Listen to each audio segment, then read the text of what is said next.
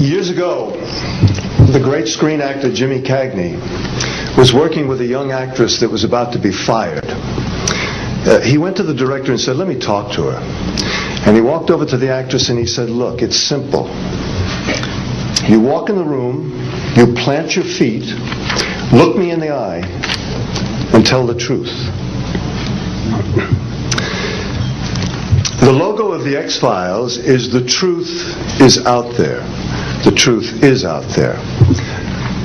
I'm going to paraphrase. The truth is in here. You're about to hear the truth. I'm an actor. My name is John Cipher. For 7 years, I walked through the door, planted my feet, and tried to tell the truth as Chief Daniels on Hill Street Blues, as General Craig on the hit sitcom Major Dad. I was 2 years on Dynasty. You're on Knots Landing. I've done 5 afternoon soap operas, 12 Broadway shows, and 20 films. One of the Broadway shows I did was the great musical Man of La Mancha on Broadway. I was Richard Kiley's original understudy. I sang the words to dream the impossible dream, to fight the unbeatable foe, to bear with unbearable sorrow, to run where the brave dare not go. I'm here to introduce your host this morning, Dr. Stephen Greer. He's a man who is running pell-mell where the brave dare not go. He was an emergency room physician. In fact, the director of emergency medicine at a major hospital in North Carolina. 3 years ago, he sat his wife and his 4 daughters down and said, "I've been doing this part-time, running after the truth, for 7 years now. Now I'm going to do it full-time." He walked away from all that money to pursue the truth. I always think of Hamlet's great line to Horatio, "There are more things between heaven and hell than are dreamed of in your philosophy, Horatio." I'm going to introduce a man who says, there are more things between heaven and hell than any of us have accepted. And I have the witnesses and the documents to prove it. Ladies and gentlemen, Dr. Stephen Greer.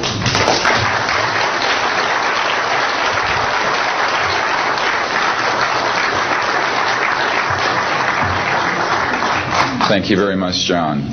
Members of the press, the American public, and people of the world. We are here today to disclose the truth about a subject that has been ridiculed and questioned, denied for at least 50 years. The men and women who are on this stage and the some 350 additional military intelligence witnesses to the so-called UFO matter and extraterrestrial intelligence can prove and will prove that we are not alone. I would like to thank Sarah McClendon, who is with us today, the famed White House correspondent, for her sponsorship of this meeting. Thank you very much, Sarah.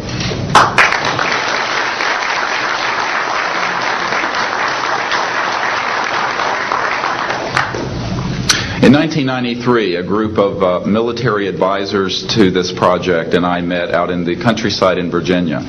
And we decided that it was time for civilians, military, intelligence, and other people to come together to disclose the truth about the subject which is called UFOs. Since that time, I have personally briefed a sitting Director of Central Intelligence, James Woolsey, President Clinton's first CIA director. I have personally briefed the head of the Defense Intelligence Agency, the head of Intelligence Joint Staff, members of the Senate Intelligence Committee, many members of Congress, members of the European leadership, the Japanese cabinet, and others. And what I have found is that none of them are surprised that this is true, but they are uniformly horrified that they have not had access to these projects. We can establish through these witnesses whom we have identified, which now number over 400, and these are people who have been inside the CIA, NSA, NRO, Air Force, Navy, Marines, Army, all divisions of the intelligence and military community, as well as corporate witnesses, contractors to the government. And these are folks who have been involved in so-called black budget or covert unacknowledged projects. These unacknowledged special access projects are taking in at least $40 to $80 billion per year. And they are sitting on technologies that can change the world forever. The reason we are coming forward now is that we are asking for the U.S. Congress and for President Bush to move towards an official inquiry and disclosure on this subject. It has the most profound implications for the human future, for the U.S. national security, and for world peace. Specifically, technologies connected to UFO and extraterrestrial vehicles, if declassified and used for peaceful energy generation and propulsion, would solve the looming energy crisis definitively, would end global warming, would correct the environmental challenges that the Earth is facing. It is also critical that we begin to debate as a society the propriety of placing weapons in space. If indeed, as we can prove, it is true that we are not alone and that space is territory which we are sharing with other civilizations, it could be a very imprudent, destabilizing thing to place weapons in space. This is not being debated because it is off the national and international radar screens. It needs to be placed on it, and we are here today to do it. We can establish through this testimony that these objects of extraterrestrial origin have been tracked on radar going thousands of miles per hour, stopping and making right-hand turns. That they use anti-gravity propulsion systems, which we have already figured out how they work in classified projects in the United States, Great Britain, and elsewhere. That these objects have landed on terra firma, at times have been disabled, and have been retrieved specifically by teams within the United States, that extraterrestrial life forms have been retrieved and their vehicles have been taken and studied thoroughly for at least 50 years. We can prove through the testimony and documents that we will be presenting that this subject has been hidden from members of Congress and at least 2 administrations that we are aware of, presidential administrations, and that the Constitution of the United States has been subverted by the growing power of these classified projects, and that this is a danger to the national security. There is no evidence, I wish to emphasize, that these life forms from elsewhere are hostile towards us, but there is a great deal of evidence that they are concerned with our hostility. There are times when they have neutralized or rendered inert the launch capabilities of intercontinental ballistic missiles. Witnesses here today will describe those events to you. They have shown clearly that they do not want us to weaponize space, and yet we are proceeding down that dangerous path.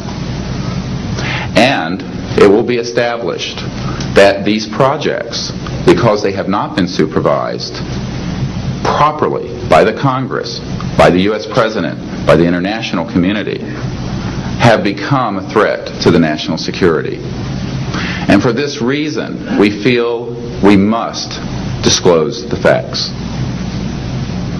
This is the beginning of the campaign for disclosure. And in a memo that I wrote to President Bush last week, I've stated that this campaign will persist until our goals are met.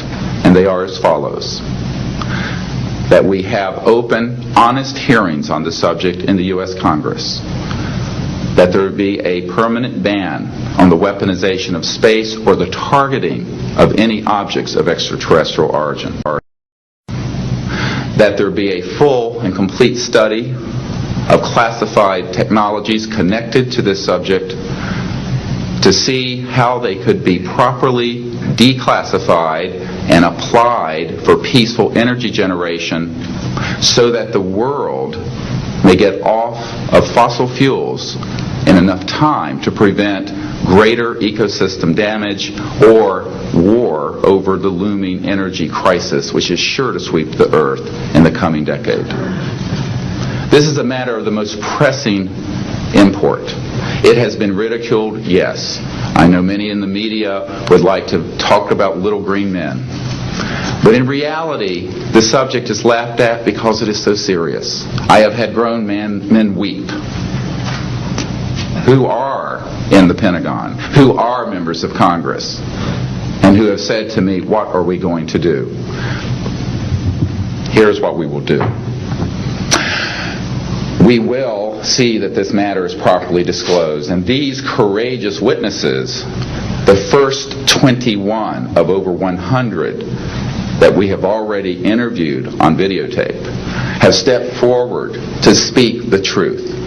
Now, I expect people to be skeptical, but not irrationally so, because these men and women have come forward and they have their credentials, they can establish who they are, and they have been first-hand witnesses to some of the most important events in the history of the human race. As was pointed out to me by some of the men here, they were charged with handling the nuclear weapons of the United States. Their word was trusted on everything of great importance for the national security. We must trust their word now. As Monsignor Balducci said at the Vatican, in an interview I had with him recently, it is irrational not to accept the testimony of these witnesses. So please be skeptical, but that is not the same as prejudiced and closed-minded. This is a matter of great importance, and I ask the media, the scientific community, and the political community to look seriously at this matter and to do the right thing for humanity and for our children. We have available for the media and for members of Congress a nearly 500-page briefing document with transcripts from dozens of these top-secret witnesses. We have a 4-hour videotape summary. It's not a commercial product, I'll warn you, from this project of the 120 hours that we have in interviews so far. They've been boiled down to 4 hours, and it's available for the Congress to review and for the major media to review. We can establish that this subject is real and has tremendous significance for the human future.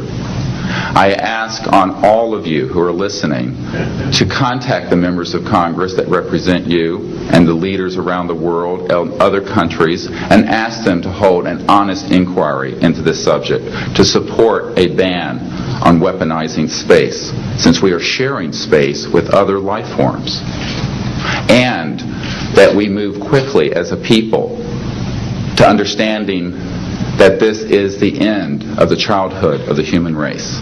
It is time for us to become mature adults in the cosmic civilizations out there. To do this, we must become a peaceful civilization, and we must look as we go into space with an intent of cooperating with other civilizations, not weaponizing that high frontier. The men and women who will speak next will do so in order, beginning on your left.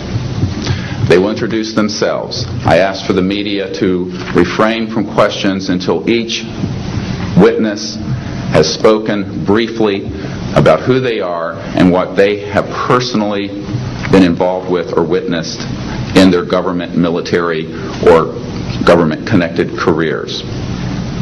At the end, we will have questions. All of you may ask questions for as long as we can stay here, and we will provide you with all the information that you need. So we will begin now with the first of our witnesses, Mr. John Callahan.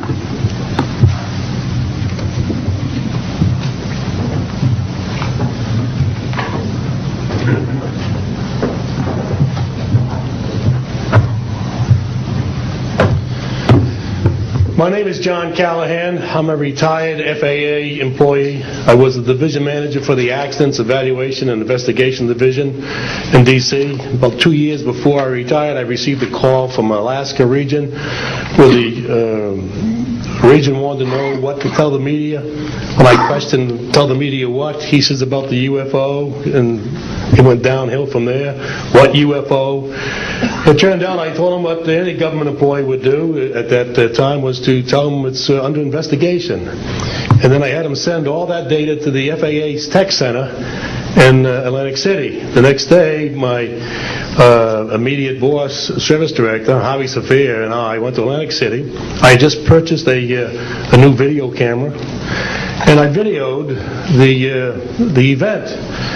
In Atlantic City, we had them play back on a scope, you would call it a scope, a plan view display, PVD, exactly what the pilot seen or what the controller seen, and we tied it in with the voice tape so we could hear exactly what the controller said and what he heard, and we taped it. We came back the next day, briefed the administrator, Admiral Ingen, on what happened. He wanted a 5-minute briefing. After we started the briefing, he wanted to know if he could see the video. We put the video on. He watched the video, the whole video. The next day, he set up a meeting for me to give a dog and pony show to President Reagan's scientific staff and whoever they brought over, and to hand off all that data to them. That morning in the FAA round room, it was either 9 or 10 o'clock, 3 men from Reagan's scientific staff, 3 CIA people, 3 FBI people, and I don't remember who the other guys were, along with all the FAA experts that I brought with me that could decide or talk about the hardware and the software, how it worked. We put on a dog and pony show. We let them watch the video. We had all the data there. We had all the printouts that the computer put out. They got all excited over it. When it was all done, the CIA, one of the CIA men told the people they were now sworn to secrecy, that this meeting never happened and this event never happened. When I asked him why, I thought it was probably just a stealth bomber at the time, he says, well, this is the first time that we have recorded radar data on a UFO, and these guys are going to get all excited, drooling over all this data. I said, well, you're going to tell the public about it? And he says, no, we don't tell the public about this. It would panic the public. He says, we're going to go back and study this. I said, okay. That was what he was going to do. Now, I've told this story many times, and I get sometimes funny looks from people. I have with me the voice tapes of the controllers that were involved, the FAA original tapes. See, after we handed this stuff off to the President's staff, the FAA didn't know what to do with it. We don't separate UFOs from real traffic, so it's not our problem. Okay? I have a copy of the original of the video that we took, which is rather interesting. And once the thing was all over, the reports started coming into my office, but because it wasn't an FAA air traffic problem, the FAA's report ended up on a table in my office. And it stayed there until I retired, when one of the staffers packed up all my gear and helped it move to my house. Also, in a box I found just a few days ago, in my 1992 tax return, I have the target printouts from the computer data, which, so if you wanted to or look at every target that was up there at the time, you can now reproduce this from this piece of paper here. And it's called the UFO incident, Japan 1648, I believe the number was. It happened on November the 18th, 1986. I'm prepared to go to Congress to swear before Congress that everything I've told you people and everything that is here is the truth. Thank you.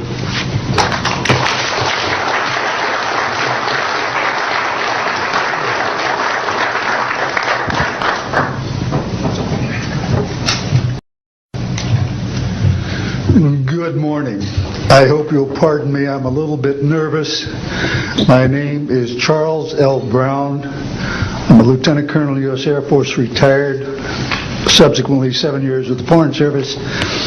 I like the name Charlie Brown, a gentleman by the name of Charles Schultz, of great talent, sort of elevated the name, if you will. During World War II, I was a young farm boy from West Virginia. I got the patriotic bug, joined the United States Army, ended up flying bombers in Europe, and ended the war transport in the Pacific.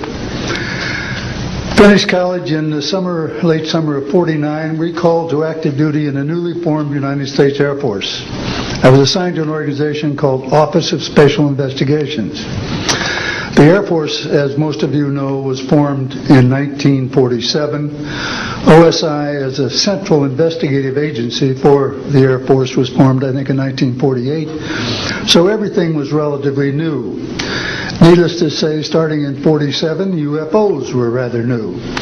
The Air Force Air Technical Intelligence Center was at Wright-Patterson Air Force Base, and I had my office in a building adjacent to it. And our organization was the worldwide investigative agency for the Air Force for any unidentified flying objects. This lasted for about 2 years. The project name was known as Project Grudge. It was a predecessor to a project known as Blue Book, which Andrew Pelt headed. During my experience with it, I would collect the data I didn't collect it, it was sent into my office. I analyzed it.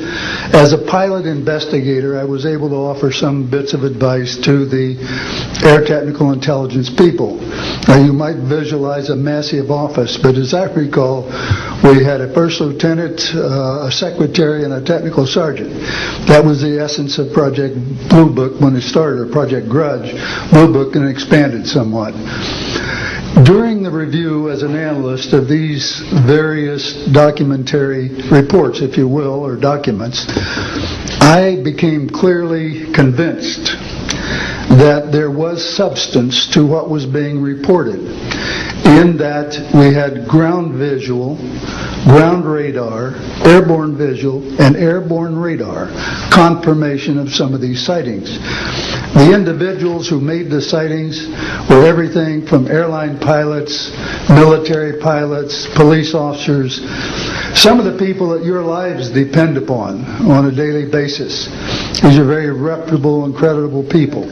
I hope that the testimony here from very credible people will convince you of that and will further Steve Greer's disclosure project, in that pressure needs to be brought to bring this to the attention not only of the Americans but of people all over the planet. These vehicles have been seen and confirmed all over the planet. I am willing to sign a sworn statement or testify to my judgment and to what I have observed. Such things do exist. Please believe me. Please believe those who follow me. Thank you.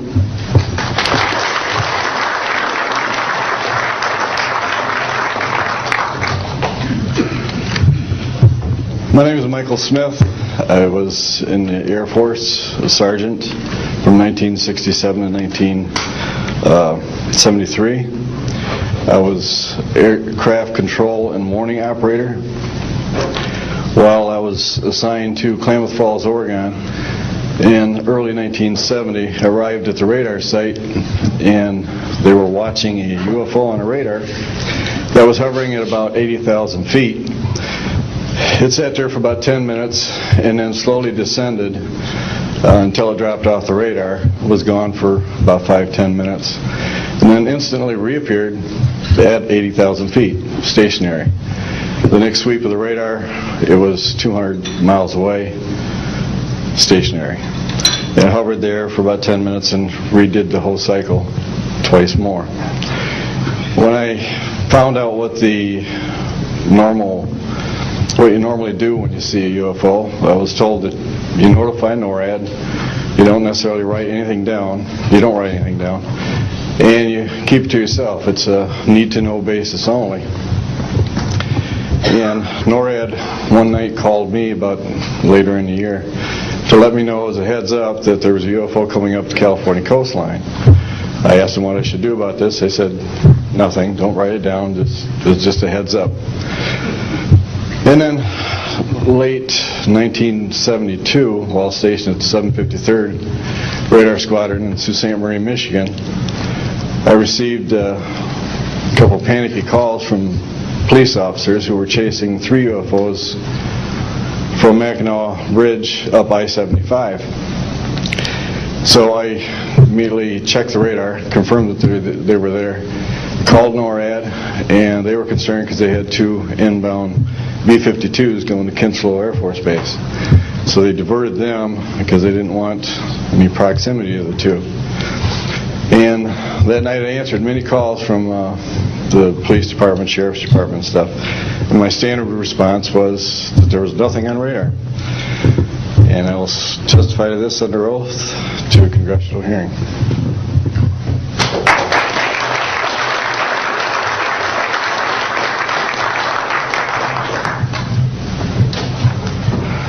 Good morning. My name is Enrique Colbeck. I am a air traffic controller. I'm sorry for my English. I'm so scared. I'm not accustomed to talk in front of a lot of people. I'm here because I'm being a witness in a voluntary way on my work. I work in Mexico City as radar controller and the International Airport of Mexico. And I'm going to give an example about this signage that we have in Mexico for several years, and this issue happens a lot of times in my country, unfortunately. For example, March 4, 1992, we detect 15 objects west side of the Toluca airport, that is very close of our international airport at 50 miles more or less. Then July 28 of 1994, we have almost a collision or something that we can name in that way with an international flight, domestic flight of Aeromexico 129, commanded by the pilot Raimundo Cervantes Ruano, that has a trash or something about in his main landing gear in the right leg. That's occurred at night at 10:30 more or less. Then in the next week, the same year, in the same moment, the Aeromexico Flight 904 has another almost collision that was reported for the pilot Corso, the Capitan Corso, at 11:30 in the morning, and we detect that object on a radar suddenly, just for a moment. Then the next week we have a lot of sightings reported by the pilots that give us information about the weird traffic or something, bright lights and different times, and we detect some of them in that week. But in September 15 of 1994, we have a detection about 5 hours more or less on a radar and a new equipment that we believe that that equipment was working in not a good way, because it's not human that you have detection by 5 hours of the same object and apparently without movement. Well, we concur with the technical persons of radar in our country that the radar system was working well, and was very exciting, and we surprised when the next day we received information about a periodist named Jaime Maussan that is studied these cases in Mexico, about that a sighting from a lot of people in the Metepec city. There is another point located southeast of the Toluca airport, about a sighting of the big flying saucer, apparently 50 meters of diameter, than for a lot of people, and that let the trash something in the ground. Well, next November 24 of 1994,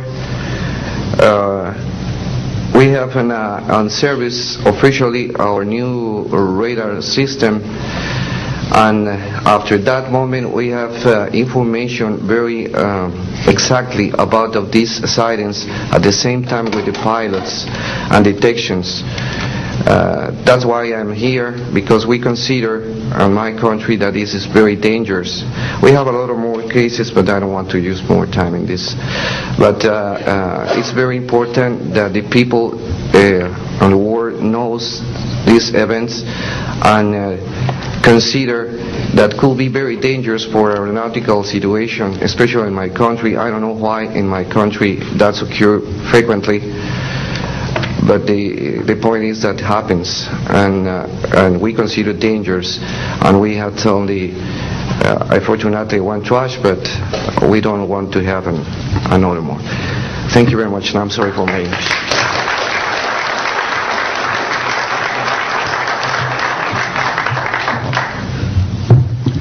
My name is Graham Bethune. I'm a retired Navy commander, pilot, had a top secret clearance. 50 years ago, February the 10th, 1951, I was flying from Keflavik, Iceland to Argentia, Newfoundland. It was at night. It was dark. About 300 miles outside of Argentia, I saw a glow on the water, like approaching the city at night.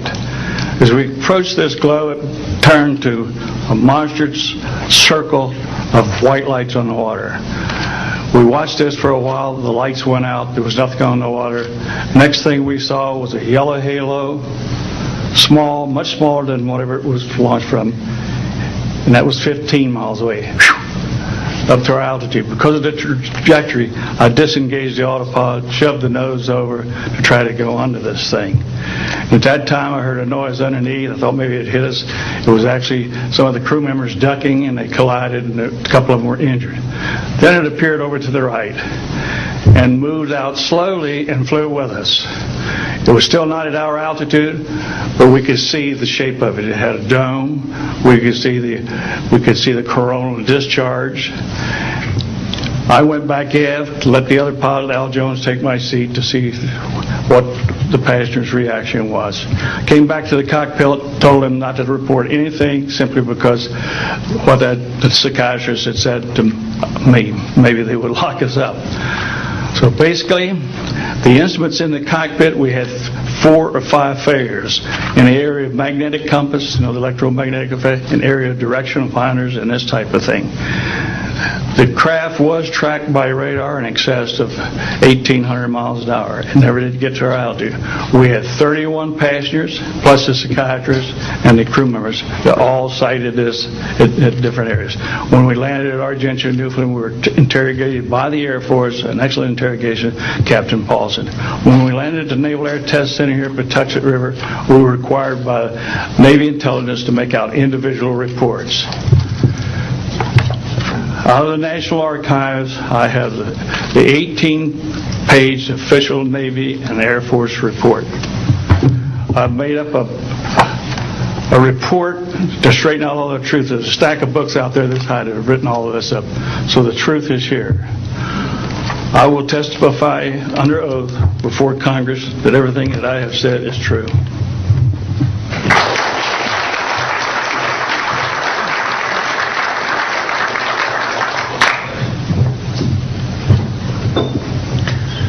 My name is Dan Willis. I was in the United States Navy. I held a top secret, crypto level 14, extra sensitive material handling security clearance. I worked in the code room at the Naval Communications Station in San Francisco. In 1969, I received a priority message from a ship near Alaska that was classified as secret.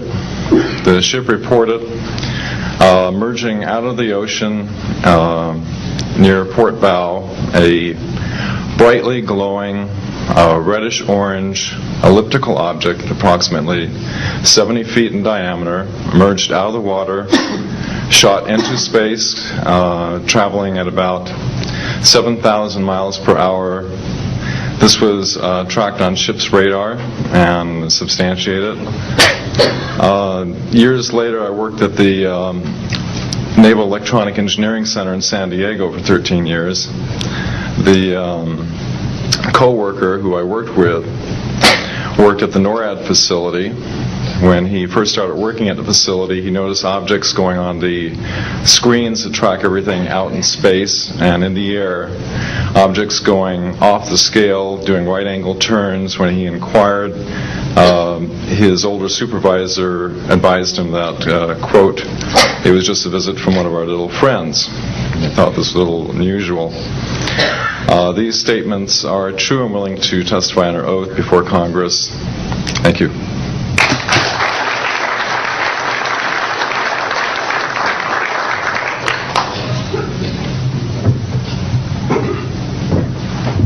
My name is Don Phillips. I was in the United States Air Force and had worked with certain intelligence agencies of the United States government. Prior to my Air Force, prior to joining the Air Force, I worked for the famous Lockheed Skunk Works. And I was working for them when I was attending college, and I worked for them in the capacity as a design engineer. It was one of my proudest moments of my life to work with a man by the name of Kelly Johnson. A lot of you might be familiar with that. It turns out that the models of aircraft that we were building, as you know, were all classified, were in the deep black, and that I came in on the end of the U-2 project. My main project was known later as the SR-71. The SR-71 had a predecessor. It had a special model built for the CIA, and that those models were one passenger, one pilot special aircraft in order to get from one place to another very, very quickly.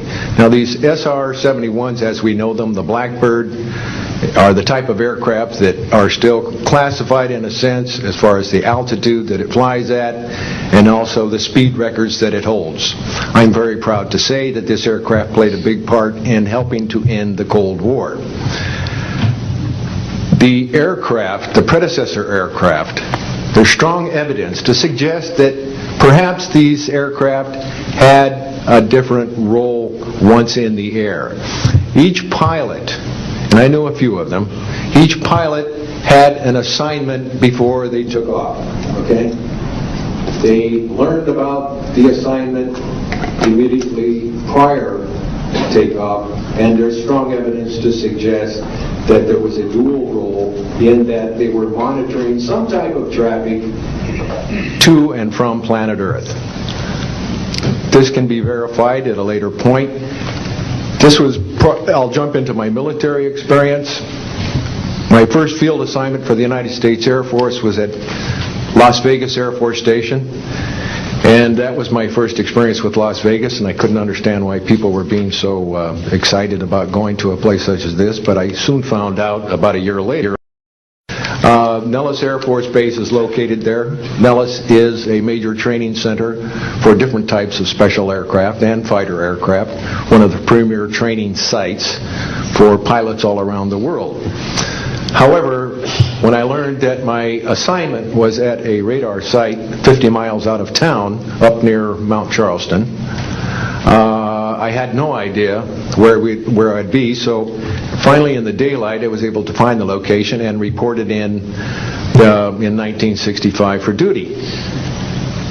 In 1966,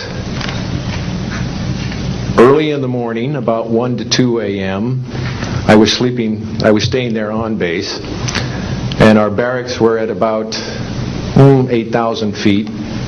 I heard a lot of commotion. You know, at that altitude, sound carries tremendously. And I thought, well, it's early in the morning, it's summertime, and there is it's very warm, and maybe I should get up and take a look. I didn't really want to, but I got up and took a look, walked up to the main road up near my office, which was the commander's office. I was on the commander's staff, Lieutenant Colonel Charles Evans.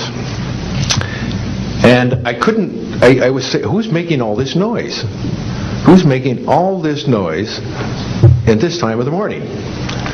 So when I got within about 50 yards of the 4 or 5 people that were standing there, one being the chief of security, they were looking up in the air, and I said, gee, their heads are all looking at the same direction. Well, I looked up to the west-northwest, and to my amazement, there were lights flashing around the sky, moving at anywhere from what seemed like 2,400 to about 3,800 miles per hour. Now, the fact that we're taking an estimate from a distance, we figured, well, this is quite something. However, we continued to watch these darting lights go across the sky and stop, absolutely stop, come to a dead stop, and reverse in an acute angle their direction, and then proceed on in they were traveling so fast that you could almost see a pattern left by, if you are computer people, when you move a mouse real quick across the screen, you see a little bit of a tail. Well, that's exactly the way these 6 or 7 craft worked. After 5 minutes of watching these things, they all seemed to group up to the west-northwest. Okay? They started to come in on a circle. But what I would like to point out is that where they were putting on their display in the north-northwest sky, just directly east of that is what is known as Area 51. Area 51 is a AEC name, okay? Atomic Energy Commission. That was the old name for Atomic Energy Commission. We knew it as the Groom Lake Flight Test Facility in the Air Force. And it was where we tested our aircraft after we got the prototype made from the Skunk Works. So here are these, let's get back to the circle in the sky. What they did was coalesce and started rotating in a circle, and then they disappeared. Well, I thought, gee, this is something that we have to keep quiet, and that was verified by the Chief of Security. But we waited there and talked it over for a little bit, and it seemed like, I think it was an hour. Then came the radar people from the scopes, which were at 10,000 plus feet, came down for their dinner at 2 o'clock in the morning. And the first person off the bus was a good friend of mine, Anthony Kesar. He said, he was white as a sheet, and he says, did you see that? Yeah, we all said, yeah, it was a nice display. What a show. He says, we documented them on radar. He says, we didn't give them clearance. The standing order was let them fly through the radar beam. He says, we documented 6 to 7 UFOs. Now, we don't know who was guiding those, but they were certainly intelligent, and we don't know where they landed because they coalesced and disappeared. So I will say at this point, to keep it short, that I will testify under oath as to what I say is true, and I will do so before Congress. Thank you.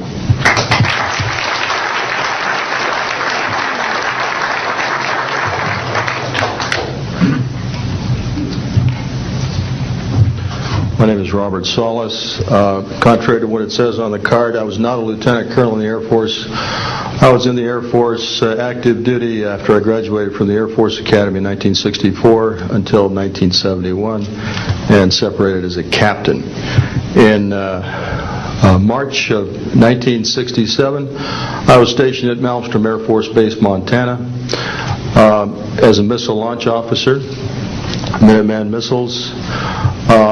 On an early morning of March 16th, 1967, I got a call from my primary security guard upstairs. We had about 6, as I recall, flight security airmen upstairs. I was downstairs 60 feet underground in a capsule, monitoring and controlling 10 nuclear-tipped Minuteman missiles. I got a call that morning that they were seeing strange lights flying in the sky.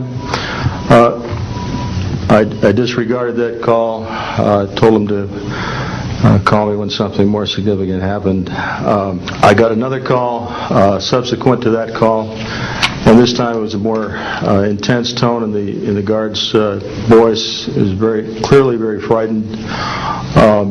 He said there was a bright, glowing red object hovering outside the front gate. It was oval-shaped. He had all the other guards out there with their weapons drawn. Right after that call, I woke up my commander, who was on a rest period Fred Mywald, a retired colonel now, and told him about the phone calls. As I was telling him about the phone calls, my weapons started going down, one after the other. They went into a no-go condition, what we call a no-go condition. They were unlaunchable. We lost somewhere between 6 and 8 weapons that morning within minutes of having received that second phone call of a UFO hovering outside the front gate. Again that morning, after reporting it to the command post, we were informed that a very similar incident happened at Echo Flight. I was at Oscar Flight. They lost all 10 of their weapons under similar circumstances, very similar circumstances, where UFOs were sighted over the launch facilities. They had maintenance crews and security crews out there that had spent the night, and they were reporting UFOs over those sites. And the commander of that flight was Eric Carlson. He also separated as a captain, and the deputy commander was Walt Fiegel, retired as a lieutenant colonel. We have those witnesses that I just mentioned, the names I just mentioned, have spoken of this event before, and they will back up this story. We also have documentation that I received through FOA requests from the Air Force outlining the Echo Flight incident, and including in that documentation a reference to UFOs. We have telexes covering this incident, and in one telex it says the fact that no apparent reason for the loss of 10 missiles can be readily identified is cause for grave concern to this headquarters. This was from SAC headquarters. So we've got those telexes. I've got about 12 witnesses that'll verify parts of this story, including of a man who investigated the incident afterwards for the Air Force, and you'll hear a little bit more about that from the next witness. And also another guard that witnessed a UFO in that same time period, and another officer who retired a full colonel who had other reports of UFOs. Ancillary to that, I've got the complete report on a Minot, North Dakota incident. That was Minot Air Force Base, North Dakota, which happened in August of 1966. Very similar UFOs sighted over missile silos. Also, a UFO incident that was investigated by the Air Force immediately after our incident within a week. I'm willing to testify to the truth of all these matters that I've spoken about this in front of Congress under oath. Thank you.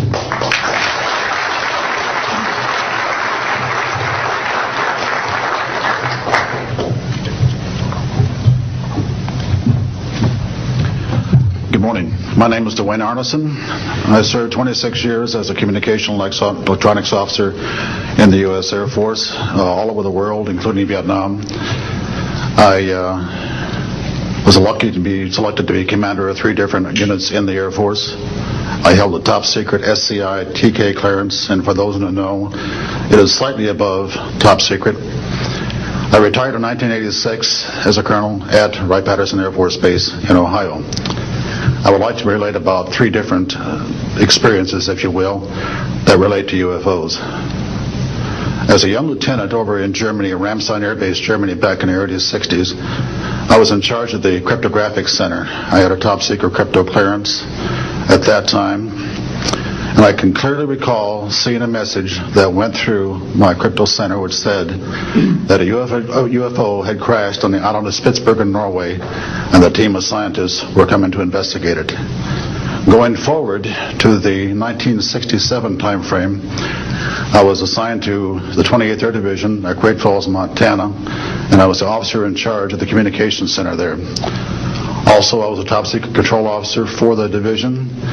I had a crypto account. I was an account custodian, and I also passed out nuclear launch authenticators. During that time, I can recall seeing a message come through that communication center which said, basically what Bob just got through talking about, is that a UFO was seen near the missile silos and the missiles were deactivated. Coincidentally, the person that Boeing sent to investigate the particular missile conditions, if you will, what made them shut down, was my first manager at Boeing, Mr. Bob Kaminsky, who has since passed away. And I can recall him on different occasions. He lived close to me in Auburn, Washington. That's where I'm from. And he said, Arnie, he says, those missiles were perfectly clean. That was the result.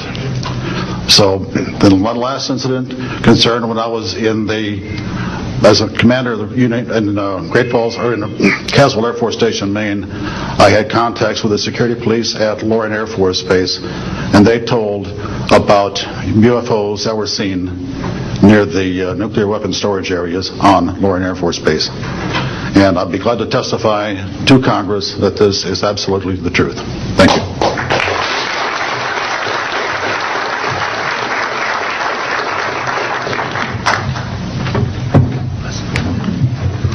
Good morning. My name is Harlan Bentley. During 1957 and 1959, I was a PFC in the United States Army, stationed north of Washington, D.C. on the Nike Ajax missile base close to Olney, Maryland. In May, this month of 1958, about 6 a.m., I heard a noise outside that sounded like a pulsating transformer. I sat up in my bunk. I looked out the window. I saw a craft heading for the ground and crashed. Pieces broke off of that craft, immediately took off again. So there's a lot more to that story, but I've got to speed this up. Now, the next night, I was on radar duty. I get a call from the Gaithersburg missile base. He says, hey, I got 12 to 15 UFOs outside 50 to 100 feet above me. So I asked him, I said, what does it sound like? He took his head mic off, held it out the van window, and said, here. And the same sound I heard the previous morning, except a lot more of them. So my radar was on standby, so I immediately turned it on and got the blip just outside the ground clutter. I marked it on my radar screen. And then for a few minutes later, all of a sudden they took off.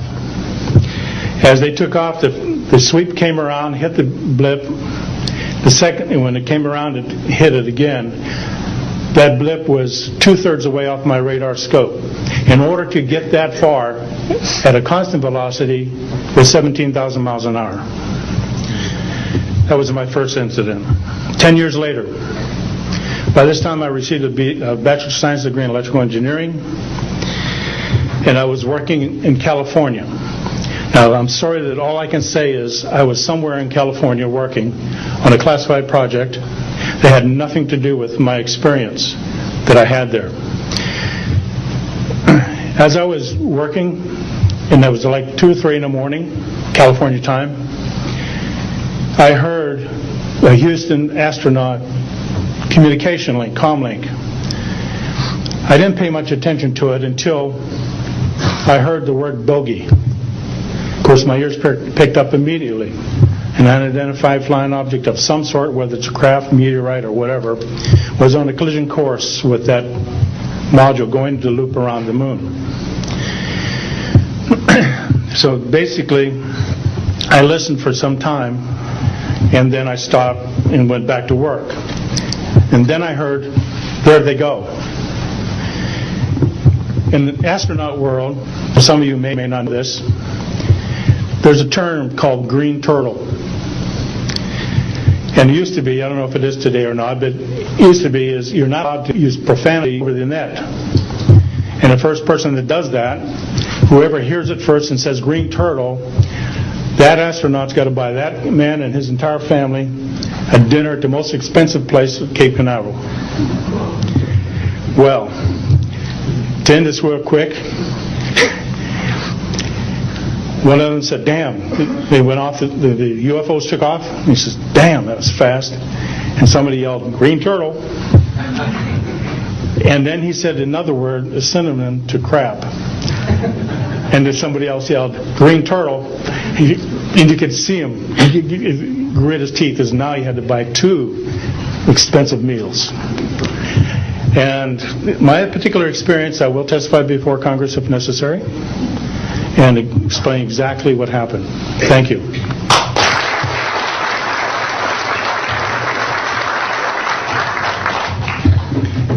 My name is John Maynard. I'm a retired Army. I retired as a Sergeant First Class. For my entire 21 years of service, I held a top secret clearance. Compartmentalized at times to as high as TK, Omni, Crypto, and others. I had access to very, very sensitive documents. My testimony is basically two-pronged. One, I retired from DIA in 1980. But when as an administrator you take over an office, you take over everything and you sign for everything. And I signed for well over 2,000 documents. In order to sign and inventory those things, you have to read them. Not word for word, but basically I went through every document to make sure that it was complete.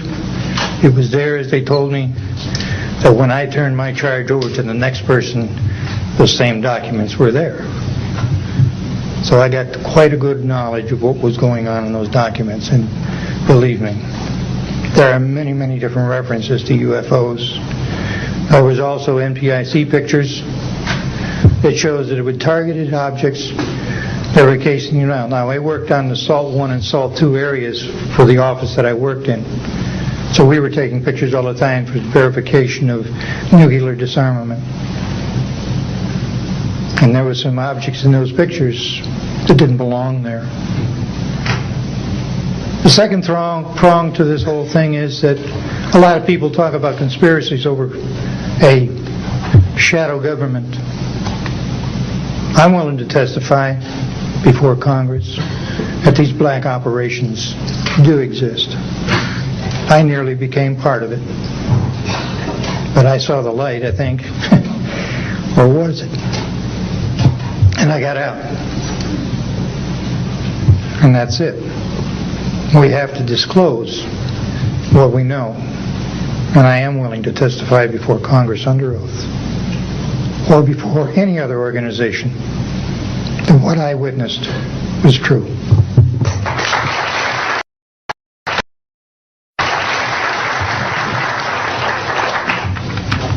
Good morning.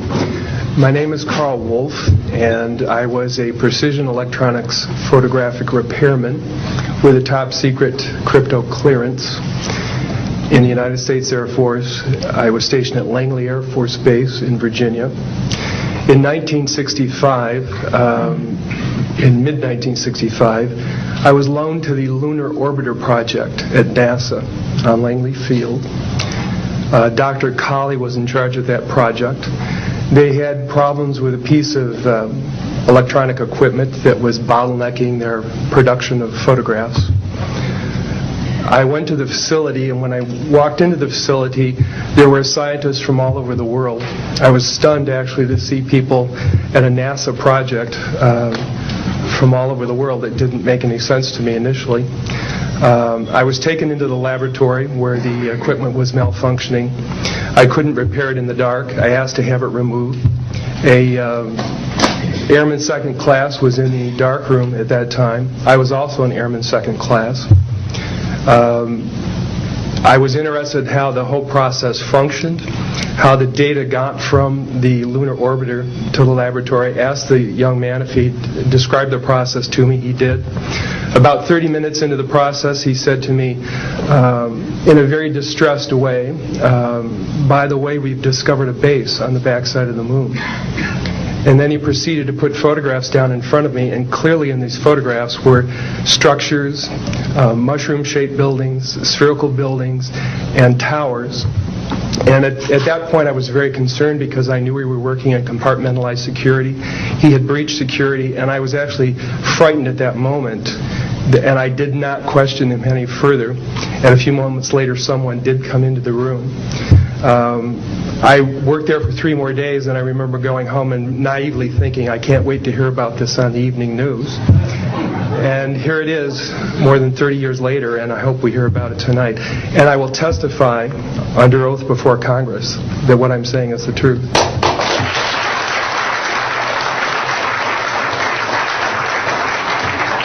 Thank you, Carl. Good morning, everyone. My name is Donna Hare, and I worked at Philco Ford Aerospace from 1967 to 1981. During that time, I was a design illustrator, draftsman. I did the launch slides and landing slides, and also projection plotting boards, lunar maps for NASA.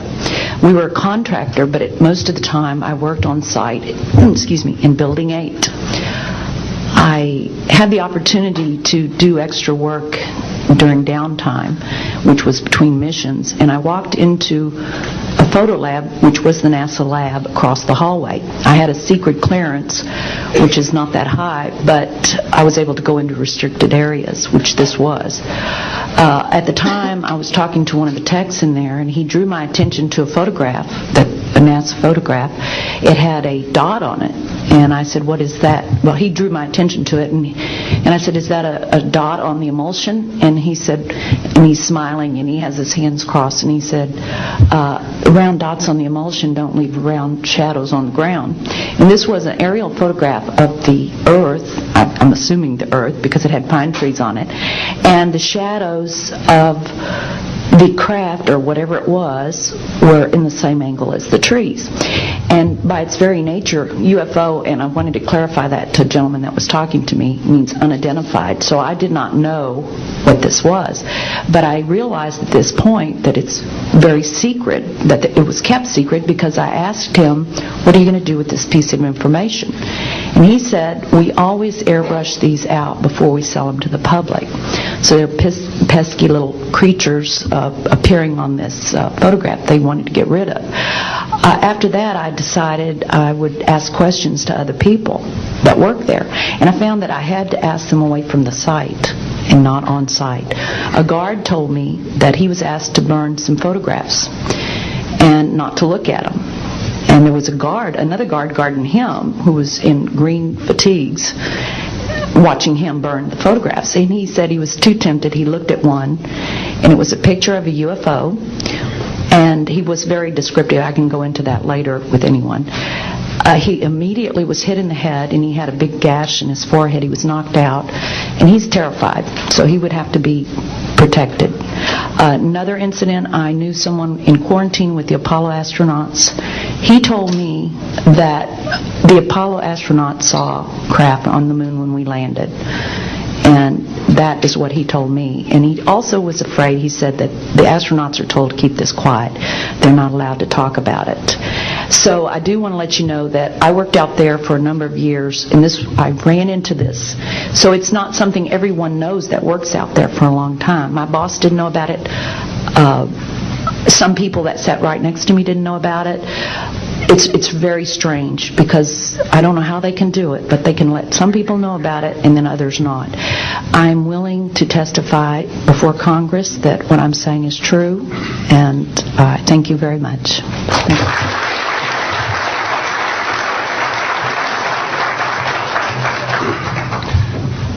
Good morning, ladies and gentlemen, and members of the press. My name is Larry Warren.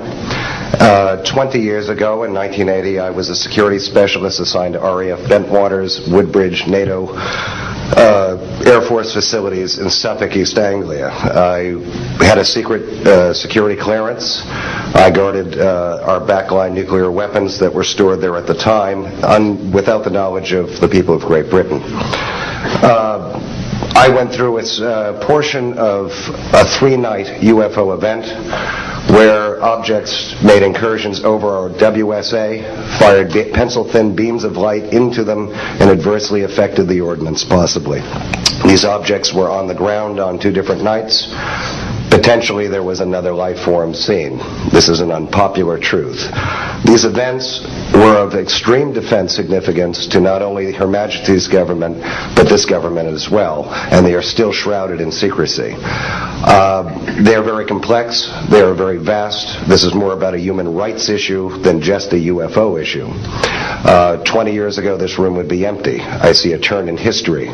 This is history in motion, but unfortunately it's history with the security classification. I would be more than honored to swear under oath that I experienced what I did, I saw what I saw. These events produced not only, after numerous denials by this government, a memo by Lieutenant Colonel Charles Holt, our deputy base commander, which reads like science fiction. It also produced, years later, an on-site audio tape he made as these objects performed their feats and did what they did and violated airspace. These events are of extreme defense significance. I hope my brothers in arms that went through these events will be given immunity at some point and be able to join us here. It is an honor to share the stage with all of these people. And I think for all of our children, my son Dennis, God bless you, son, we can change the world. You're heroes for being here also, and I will testify in front of Congress if asked to. God bless. Thank you.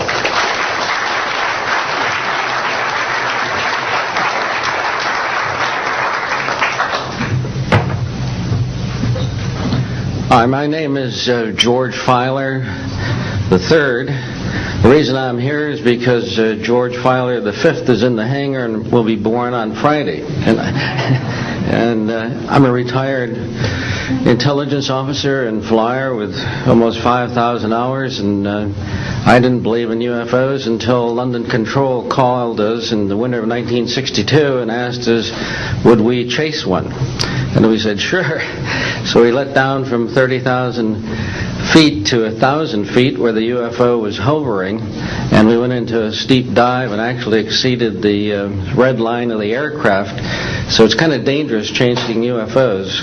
In any case, I was able to get the UFO on the aircraft radar at about 40 miles, and we could see a light out in the distance, and as we closed, we kept on picking up this radar return. The point I'm mentioning that the radar return was very distinct and solid, indicating it was some kind of a metallic object. We got about a mile from the UFO, and it kind of lit up in the sky and went off into space, very similar to what the shuttle looks like when it takes off. Later on, I was working in intelligence in Vietnam. I briefed General Brown about UFOs when I was in 21st Air Force in McGuire Air Force Base. I briefed General Glau about a UFO over Tehran, Iran in 1976. The two F-4s from the Iranian Air Force had taken off and tried to intercept the UFO. And when they turned on their fire control systems, they immediately went out. All the electrical systems went out. The planes had to return to base. This was particularly significant because it was also picked up on satellites. In 1978, on January 18th, I was going into the base. Every morning I did the briefing to the general staff, and I noticed that there are some lights off in the distance at the end of the runway there. And when I got into the command post, the senior master sergeant in charge said that there had been UFOs in the pattern all night. They're on radar. The tower had seen them. They gotten aircraft reports and so on. And that one had landed or crashed at Fort Dix. Fort Dix and McGuire are right together. And this is kind of like the Roswell of the East. But in any case, an alien had come off the craft and had been shot by a military policeman, and apparently was wounded and was heading for McGuire. So for whatever reason, the aliens liked the Air Force better than the Army, perhaps because they're shooting at them. But in any case, our security police went out there and found him on the end of the runway dead.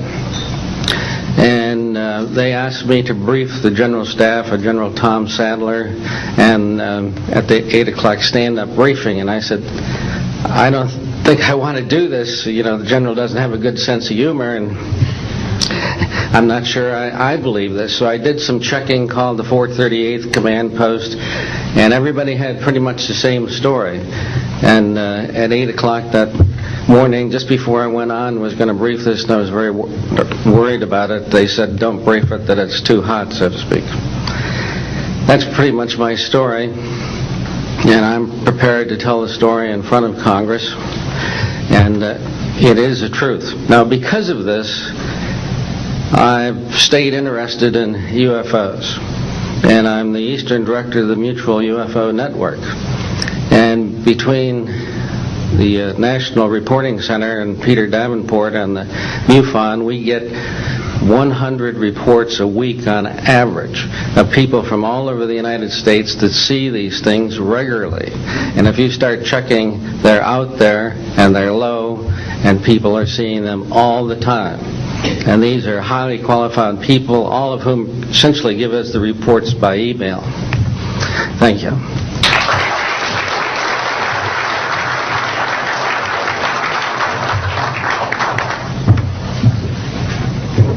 Morning, ladies and gentlemen. My name's Clifford Stone. I was a Sergeant First Class, United States Army. I had a secret clearance with nuclear surety. I could get the clearance that I needed to do whatever it was that was necessary for me to do at the time on special operations when I was called in on those. What I'm referring to here is that I was involved in situations where we actually did recoveries of crashed saucers, for lack of a better term, and debris thereof.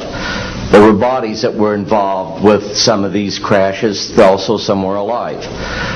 While we were doing all this, we were telling the American public there was nothing to it. We were telling the world there was nothing to it. I'd like to go into detail on some of the cases, about the nuts and bolts cases right here, but I will be available if you have any questions concerning my involvement in this. You can talk to Dr. Greer to arrange for me to get to talk to you. But the whole situation is, we've set back, we've told the American people that there's no such thing as UFOs. I've been involved where we have recovered these objects. We know them to be of extraterrestrials. In 1969, I had an event that happened to me while I was stationed at Fort Lee, Virginia. We went to Indiantown Gap, Pennsylvania. That would be my first exposure to any time that we would be recovering an unidentified flying object.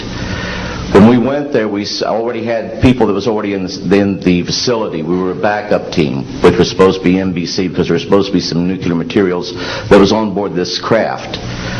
Later on, most people involved were to be told that there was nothing on board it. It was nothing more than just a crash of one of our aircraft. I know better, because I was one of the people that approached it with a Geiger counter to get surface readings. I was the first person to go ahead and see that there were bodies on it. That would be the first of approximately 12 events. UFO crashes are not events that take place every day. They're rare. I know we're not alone in the universe. I know that the absence of evidence is not evidence of absence. It's evidence that has been denied to the American people.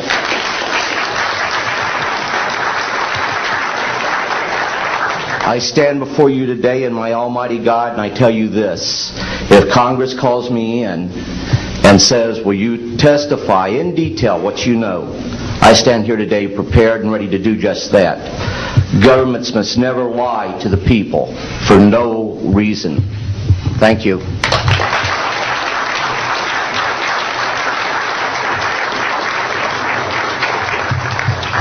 Good morning. My name is Mark McCandlish, and for the last 21 years I have worked as a conceptual artist for a variety of defense contractors. I've been involved in conceptual artwork of the production thereof for Rockwell on the X-30 program, and also on the high-step program. That's spelled HYSTP, means Hypersonic Testbed Program. During the course of my career, I've twice had a secret security clearance. In 1967, while my father was stationed at Westover Air Force Base, the headquarters for 8th Air Force Strategic Air Command, I witnessed and watched through a telescope a UFO which hovered over a nuclear weapons storage facility for approximately 10 minutes and then departed with an acceleration approaching a bullet leaving a rifle barrel. Oh, I'm sorry. In 1988, in November, a college buddy of mine, an associate by the name of Brad Sorensen, informed me that he had personally witnessed 3 flying saucers at a very large hangar at Norton Air Force Base during the course of an air show that was held on Saturday, November 12, 1988. I subsequently called my congressman from that district. I called his office. This was Congressman George E. Brown, Jr., who at the time was the chairman of the Congressional Committee on Space Science and Advanced Technology.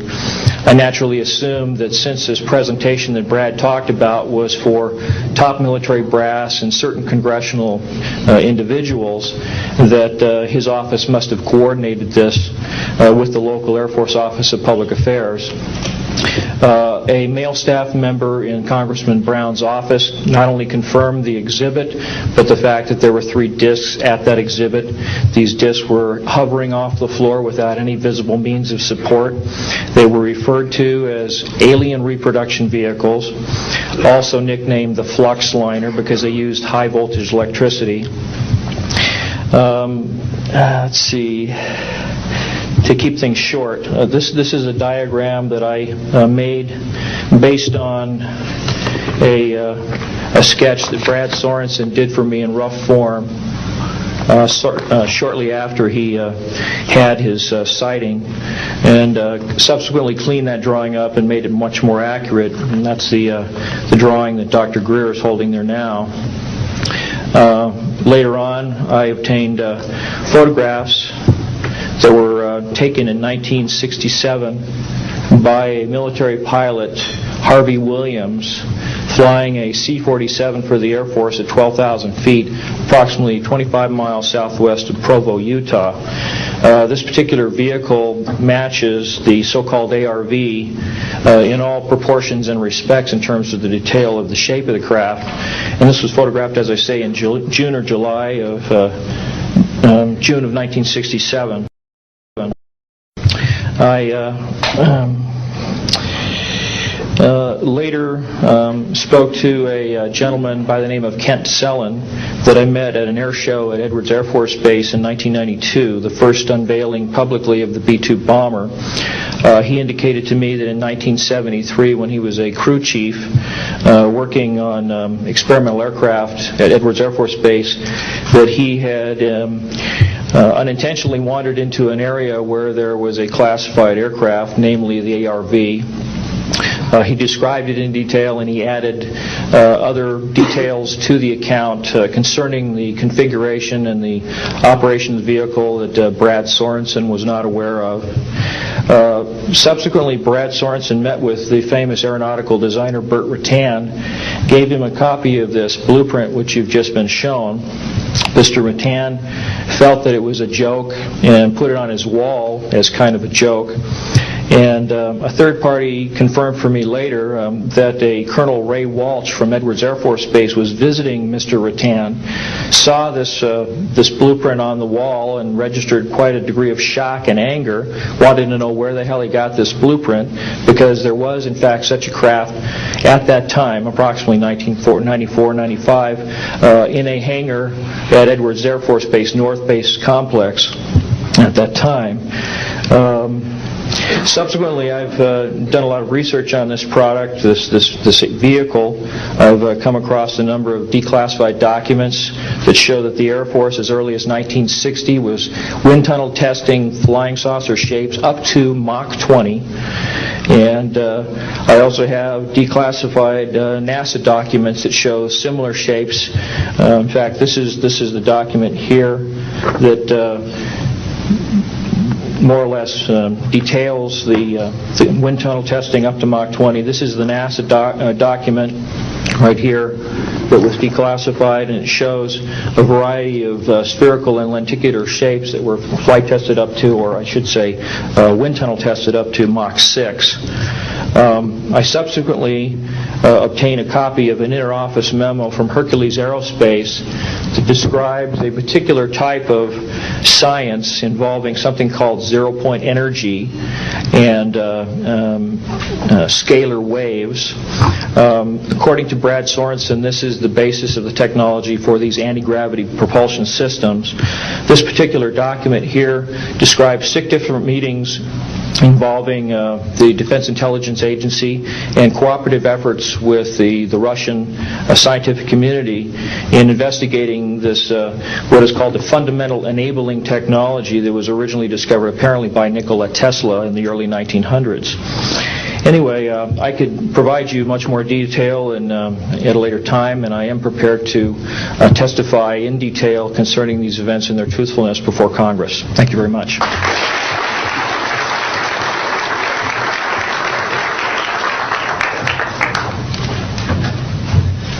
Good morning. My name is Daniel Sheehan. I'm an attorney and serving as general counsel to the Disclosure Project. I'm a 1967 graduate of Harvard College in American Government Studies and Constitutional Law, and a graduate of Harvard Law School. And I served as general counsel and one of the co-counsel for the New York Times in the Pentagon Papers case, and was involved in briefing and arguing the case in front of the United States Supreme Court, giving permission to the New York Times to publish the classified documents, the 47 volumes of the Pentagon Papers. Subsequent to that time, I served as special counsel to the office of F. Lee Bailey as one of the trial counsels when we represented James McCord in the Watergate burglary, and got Mr. McCord to write the letter to Judge Sirica to reveal the Watergate burglars' relationship to the plumbers unit in the White House at that time. Subsequent to my service in that case, I went back to Harvard to the Divinity School to study Judeo-Christian social ethics and public policy.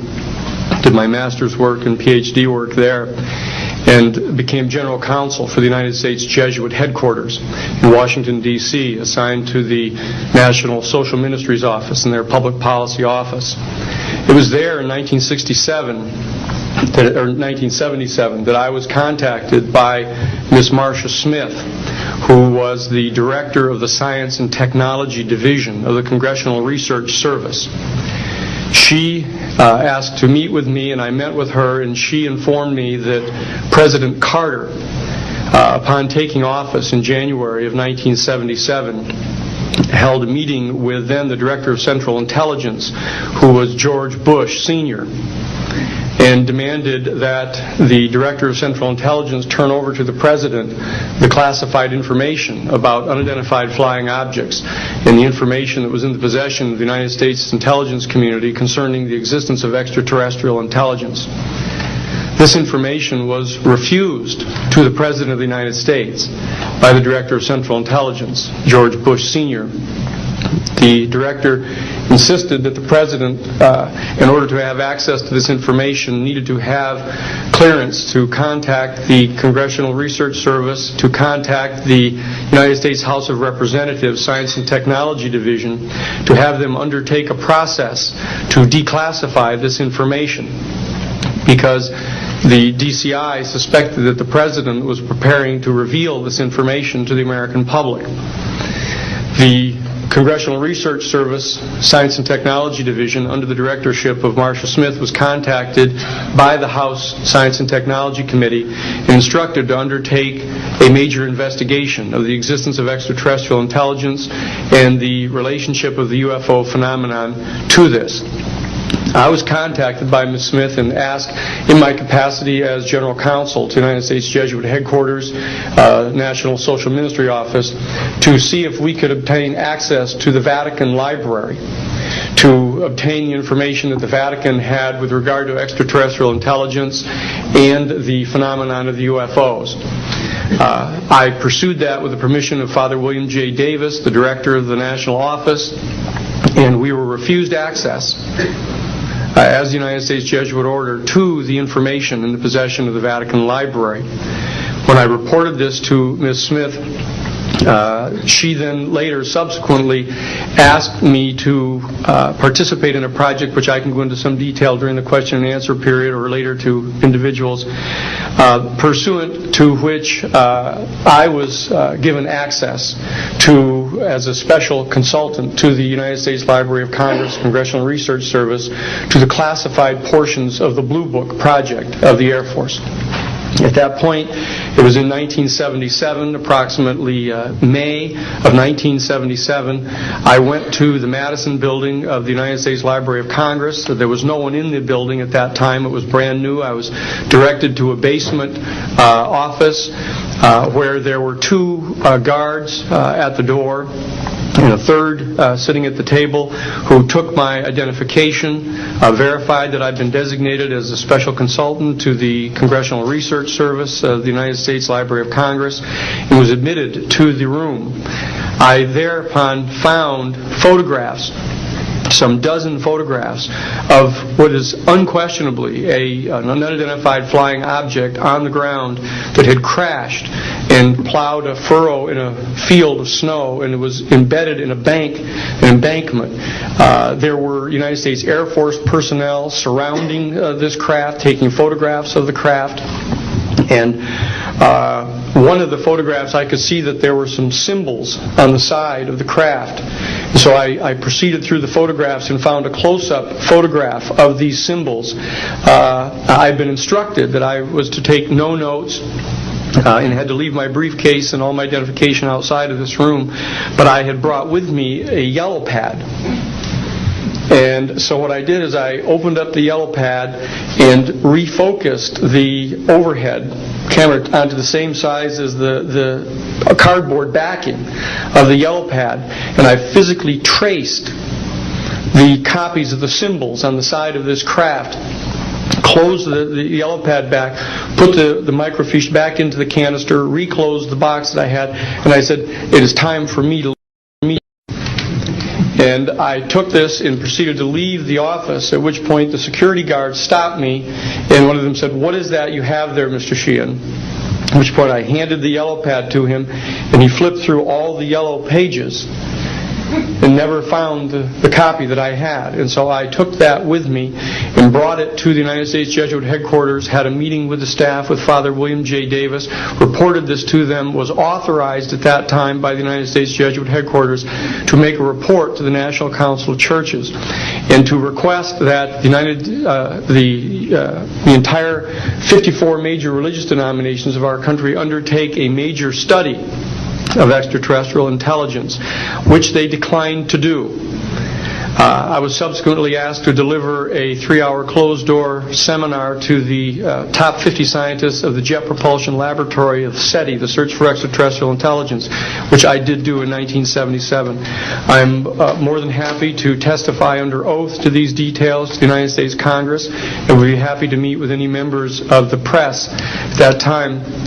You may recall I also served as chief counsel to the Karen Silkwood case, in which we obtained the rulings in the Karen Silkwood case. I also served as chief counsel in the Iran-Contra case. It was the first one to testify before the United States Congress to the existence of the off-the-shelf enterprise of Richard Secord and Albert Hakim.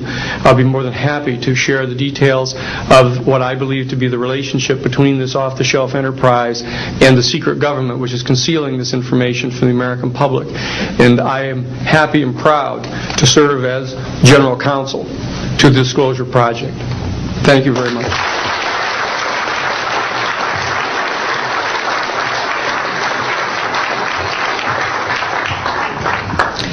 Good morning. My name is Carol Rosen. In 1974, after being a 6th grade school teacher, I was introduced to the late Dr. Wernher von Braun, in the U.S. the father of rocketry. In my first meeting with him, during that first 3.5 hours, he said to me, "Carol, you will stop the weaponization of space." And I said, teachers don't stop until June. He said, "No, you have to understand. This is February, and we have to prevent the weaponization of space because there is a lie being told to everyone that the weaponization of space is now first being based upon the evil empire, the Russians. There are many enemies, he said, against whom we're going to build this space-based weapon system. The first of whom was the Russians, which was existing at that time. Then there would be terrorists. Then there would be third world countries. Now we call them rogue nations or nations of concern. Then there would be asteroids. And then he would repeat to me over and over, and the last card would be the extraterrestrial threat. Well, at the time, I kind of laughed when he said asteroids, and when he said extraterrestrials, I knew I wasn't going to deal with that subject. And now we hear on the news just today, this week, that they've slid in another enemy. Only this time we're going to protect our satellites. In other words, we have to have some reason to spend these trillions, to waste these dollars on a space-based weapon system, and they're all lies. This is a system, he told me, that would never protect anyone. Even back then, he talked about suitcase bombs. He talked about chemical, viral, bacterial, biological warfare that these space-based weapons would never protect us against. And then he told me that, in fact, if you travel around the world, which I did after he died in 1977, I met with people in over 100 countries who were friends. They didn't want to build space-based weapons. I became a space and missile defense consultant. And I worked with people around the world. I became an advisor to the People's Republic of China. They don't want to build a space-based weapon system. And he told me back then that they didn't. He said, go to Russia. They're considered to be the enemy. I got on a plane by myself. When I got to Russia, I had a list of people that I had read out of the newspaper. Chernenko was in office then. He was the only one I didn't get a chance to meet. They introduced me to everyone when I got there. And when I got back, I said, oh my Lord, this man is telling the truth. There is no threat. And I've been waiting until this day for 27 years, and I'm expecting the spin to happen, because he also explained to me that as a military strategist, as a person who worked on the MX missile, which I did later, he said, you will find that there is going to be a spin to find some enemy against whom we have to build space-based weapons. And now we should expect the spin, because he said part of the formula for the intelligence community is if they might have a weapon, then we have to consider that they do have these weapons. So now they do have these weapons, so now we have to build these weapon systems. And that's the formula, except that it's all based on a lie. And we have witnesses here today that have shown you that these extraterrestrial beings, that these craft that have come here are now not UFOs, they're identified flying objects, and we know that they have beings in them. And we have witnesses here who have told you that they can shut down our missile silos, they can stop a rocket going into space that's a test. We have witnesses here who have worked in the classified departments, who have the courage to come forward here to support what Wernher von Braun told me back in 1974 to 77.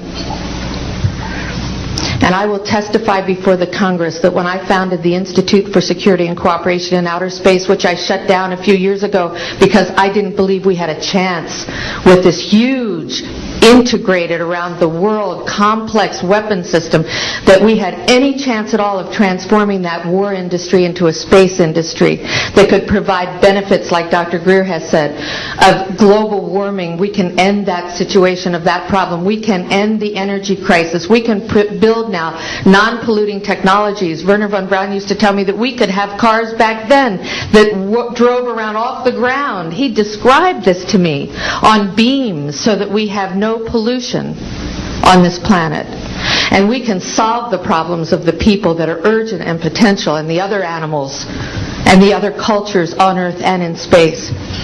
And we can end the arms race without dislocating the industry jobs, without disrupting the economy, by transforming, Wernher von Braun told me, the war industry into a global cooperative space industry that will provide, he said, finally, more jobs and profits on this planet than during any hot or cold wartime, more products and services that can be applied directly to solving the problems of this planet. And we can have a whole planet now that lives in peace on Earth, with all the cultures on Earth and with all the extraterrestrial cultures in space. And these are words that Wernher von Braun told me in 1974. And I will testify before the Congress under oath about everything I have said and more. Thank you.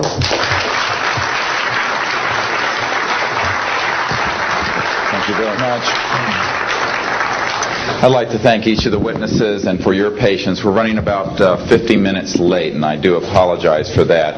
I want to emphasize that all of these witnesses each could speak for probably anywhere from 2 to 5 hours about what they have witnessed. We were trying to give you a snapshot. We have another 400 of these witnesses. I have carried this burden for 8 years. I'm now giving it to you, the American people and the people of the world, to take it forward. What I'd like to do now is open the audience for questions from the media. You may address them to me or to an individual witness as you deem appropriate. Yes, ma'am. Yes, Maribel Gonzalez with Reforma, Mexican newspaper. I have 3 questions. One is, Yes, I wanted to know if there are laws in this country that in some way allowed this kind of secrecy or not. And then I wanted to know if there's a need to change any kind of law. And the next one I wanted to ask you, if you may, is who is profiting from this secrecy that maintains in secret the solution to the energy crisis? I mean... Well, let me get to those, okay, quickly, because we are short on time. First of all, I think initially there was an appropriate national security apparatus in place in the 40s during the Truman and also Eisenhower years. By the late Eisenhower years, we have a testimony from Brigadier General Stephen Lubkin, still a practicing attorney, that by the late Eisenhower years that he had lost control of these projects primarily because of the compartmentalization into the military industrial complex. Operative word industrial. There are corporations such as SAIC, Lockheed Martin, Northrop, and others that deal specifically with this issue, with advanced energy and propulsion systems connected to UFOs. And I think that what has happened, from the best we can tell, from insiders that have briefed me for now about, is that we have lost control of these projects from a constitutional law perspective because the infrastructure within military intelligence and corporate channels is so well funded and so complex and labyrinthine that there are compartments within compartments within compartments, and people who are in the Congress who make inquiries, and in fact President Clinton, when he made inquiries, were simply denied access, as you heard earlier that President Carter was denied access. On your other question, I would say that in terms of profiting from the status quo, big oil. There are certain geopolitical and financial infrastructures that would not welcome a definitive replacement to the fossil fuels. I will tell you, and we can prove this with other scientists who are ready to come forward, that we already have a complete replacement for any fossil fuels or ionizing nuclear power plants. We don't need them. We haven't needed them. Probably have not needed them since the time I was born. Now, of course, this is a major issue. You're talking a multi-trillion-dollar global infrastructure change. And so this does hit the alarm bells at the National Security Council economics area. However, what is more serious to the national security? Keeping the status quo or letting ourselves go into a global ecosystem collapse and running out of fossil fuels and having massive rolling blackouts, not just in California, but globally. We have got to do something about this, and soon, and that's why we are advocating open hearings in the Congress. Other media, please. Yes, sir. I just want to know if anybody at the UN is looking into this. I personally met with Boutros Ghali's wife, Aliyah Ghali, who said that her husband was quite concerned about this. This was in the 1990s. Since then, we know that there have been other people at the UN who have made inquiries. The problem is the UN has no mandate to deal with this. It needs to be given a mandate from its constituent member nations. And I think that the public and the member nations need to ask that the United Nations get involved with this. This is an international peace issue and an international security issue, and it should be taken up by the UN Security Council, and of course we are recommending that as well. Yes, sir. So I think my question is actually to Clifford Stone. You said that you had seen aliens on a craft that had crashed. I wondered if you could describe what they looked like. I could.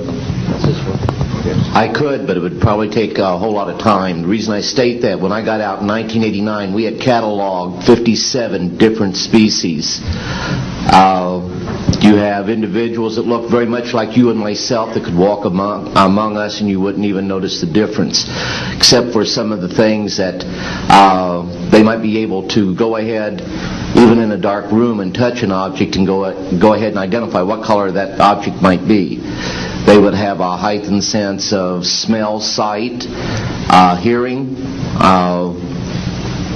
The situation is that you have various types of what we normally call grays. We didn't call them grays in the military, but you had at least 3 types of the grays.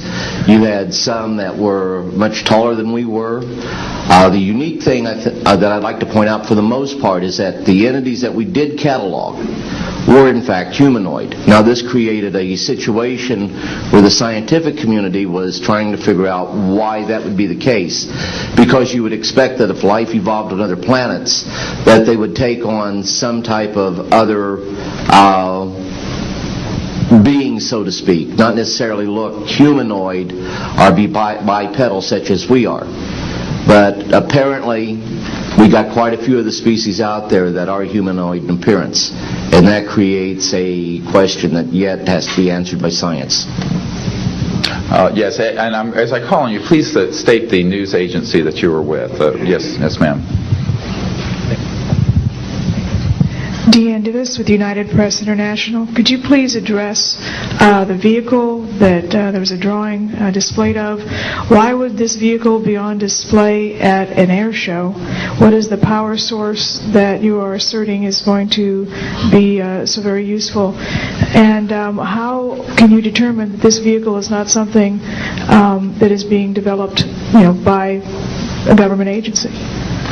In fact, I think that was the testimony. This is an alien reproduction vehicle, and just to be clear, this means that it is based on advanced anti-gravity and zero-point energy propulsion systems. Those are the propulsion systems. They are being manufactured by a consortium of companies that include Lockheed Martin, Northrop, SAIC, and other corporations. They do have superluminal capacity, in other words, faster than the speed of light capacity. I think Mr. McCandlish and other witnesses that he's identified could go into more of the technical physics of it. I'm just a country doctor from Virginia, I tell people. I mean, really.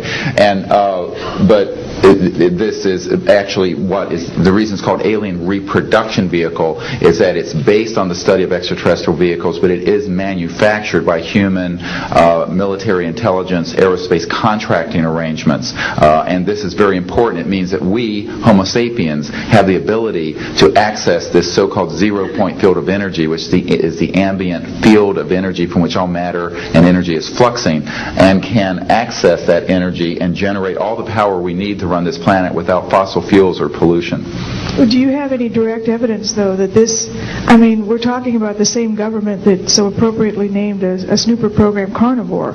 So just because it's named the alien reproduction vehicle, considering the history and the questions that have been existing for such a long time about flying saucers, do you know, is there any direct reason to believe that this is actually derived from technology? Any of the witnesses who can attest to that? And how would this, a propulsion system, a rocket engine doesn't necessarily translate into electricity. Can you elaborate on that? Well, the first part of your question, I would say that the testimony of witnesses we have, some of whom are here, others that are not here, but they're in the briefing materials, is that we have studied specifically extraterrestrial vehicles which have been retrieved. The breakthroughs in that research have led to applications that have led to the building of this and similar anti-gravity devices. And that, in fact, this can be proven in open testimony before Congress, and that is exactly what we are calling for. We have the witnesses to establish this, and they also have the documents and the specific details of the propulsion systems. But this is not a jet internal combustion system at all. It is actually kicked in by a type of electric power source, and it then accesses this ambient zero-point energy field that is responsible for all matter and energy existing, and by special configurations and what have you, it causes a cancellation of mass inertia and an anti-gravity effect. And this is a complex technical discussion which is probably beyond the scope of this conference, but we have materials in the briefing document that we can provide you with references to people who have studied the anti-gravity effect as far back as certainly the 1950s. We have one witness who said that his family was connected to the RAND Corporation, and that by the mid-1950s that more money had been spent on anti-gravity propulsion systems than the totality of the Manhattan Project. So yes, we can establish those elements. Other questions? Thank you. My name is Murray Felsher. I publish a newsletter downstairs here called the Washington Remote Sensing Letter that deals with reconnaissance and surveillance of the Earth from space.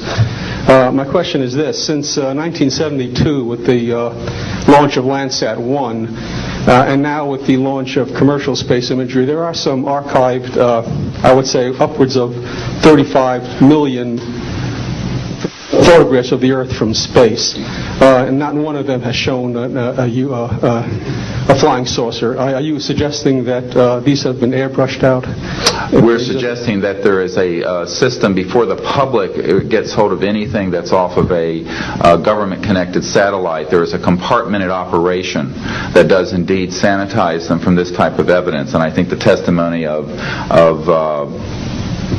the gentleman who was with the Defense Intelligence Agency, Mr. Maynard, Ms. Hare, and others would substantiate that. We have other witnesses who have been involved in projects where such items have been sanitized out. It could also be that if you did a thorough search, you might find a few that slipped through. We obviously haven't had the research dollars to go through all the millions of images that are cataloged to look for them, but we do know there's been a very thorough sanitizing of this. And people should not be naive about the extent to which covert programs using billions of our tax dollars have been able to effectively hide this. This is one of the sort of myths of both the media and the public. It's sort of a Pollyanna myth that we live in a society where such things could not be done. In fact, they are done, and we can prove that they have been done. Discredit these entire proceedings here, and I'm wondering how your screening process went. Can you tell us a little bit about your satisfaction level with that? Well, I'm very satisfied that these are genuine and good people who are speaking truthfully.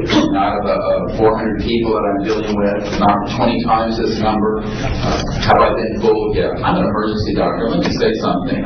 People come into the emergency department with flank pain, riding on the stretcher. What have they got? A kidney stone, right? Yeah, well, some of them go into the bathroom, prick their finger, squeeze blood into the water, the urine sample, to show that they have blood in their urine so they can get a narcotic injection. Now, have I been scammed as an emergency doctor? Because, I'm bright enough to kind of know I'm being scammed. But have I occasionally? Yeah. Is it possible? It's possible. Is it likely? No. And here's what's more important. You don't not treat or accept the testimony or the history of every patient that comes in with flank pain and assume that they're lying just because you've been scammed once or twice. This field, you make a very good point, is filled with hoaxes and scams and what have you. It doesn't mean, however, that all of it is. And in fact, what we're saying after 8 years of research, we have found the documents, the top secret witnesses, the insiders, willing to testify under oath before Congress that this is true. Now, here's another key point. Some of the people who are in this witness pool, Mr. Sheehan, myself, and a couple of other attorneys, are members of state licensed professions. And what that means is that if we are perpetrating a hoax, we will lose our license to practice medicine, we will lose our license to practice law, but we'll be perpetrating a hoax upon the public. So what I would say to you is that the group of people before you are very credible, and the others whom we have identified are. We are not the CIA. We have not been able to do a $50,000 background check on each person. I'll give you that caveat. But we have done very serious interviews and vetting. And by the way, these people have presented their DD-214s, their defense forms, other documentation that show the DD-214s and others that show that they were in the military at a certain place and a certain time. So we're very comfortable that, in fact, that the weight of the testimony will carry the day here and that this is real. I had an insight, and it relates to your question. There have been tens of thousands of sightings and experiences from all over the world. Only one needs to be true. Because if only one is true, then the entire case of the non-reality of the sighting falls apart.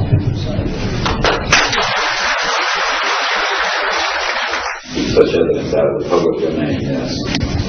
A priori, all signed agreements and oaths that have flowed from such operations are null and void. What that means is, in legal theory, is that if it's an illegal enterprise, the agreements that are entered into as a result of that illegal enterprise have no legal standing. So one of the things I would like to announce today is all of the men and women listening to this need to know they are free to speak. We are declaring all national security oaths on this subject null and void.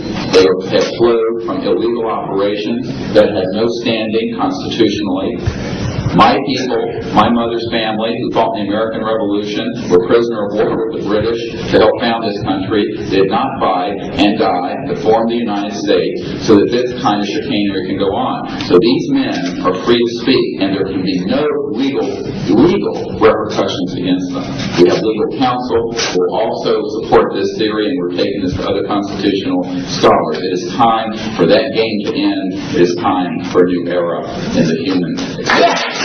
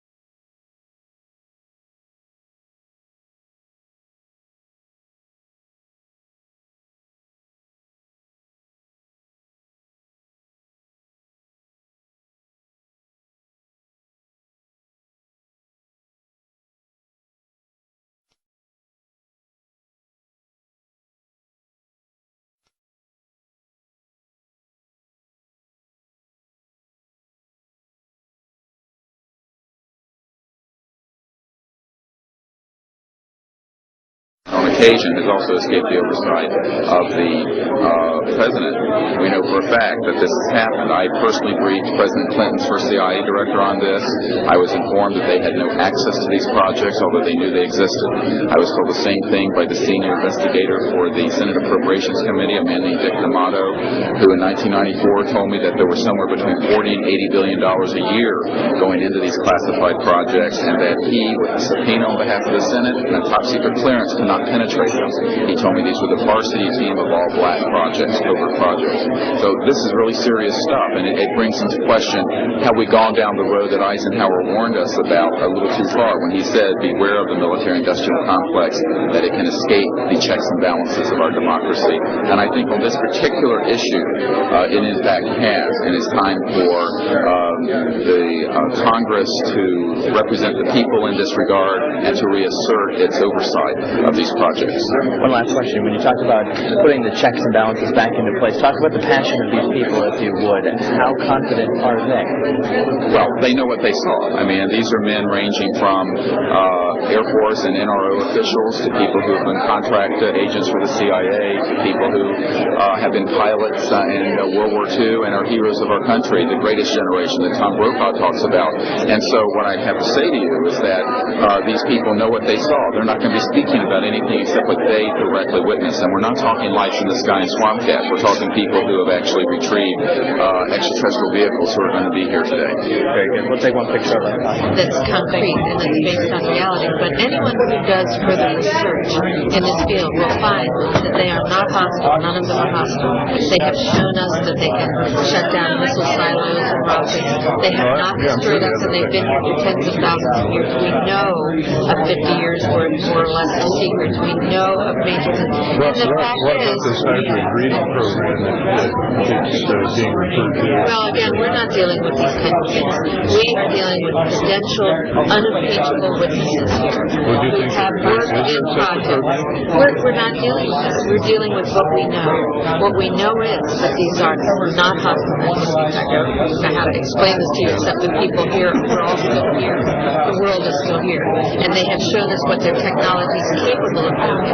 And you can yet imagine, and you can hear from witnesses who work in fields of re-engineering, back engineering, what kinds of technologies can come out of this to literally save people from the suffering that's going on right now. I don't doubt the possibility of that. Yes, and that's what this disclosure is about.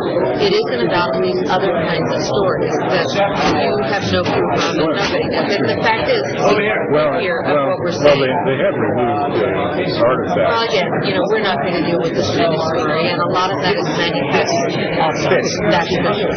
So what we're dealing with here is concrete evidence, documents, people who've been working in the industry, in the military industrial complex, in the intelligence industry. I worked on the MX missile, and I was, if I went public with that whole thing, so you can imagine.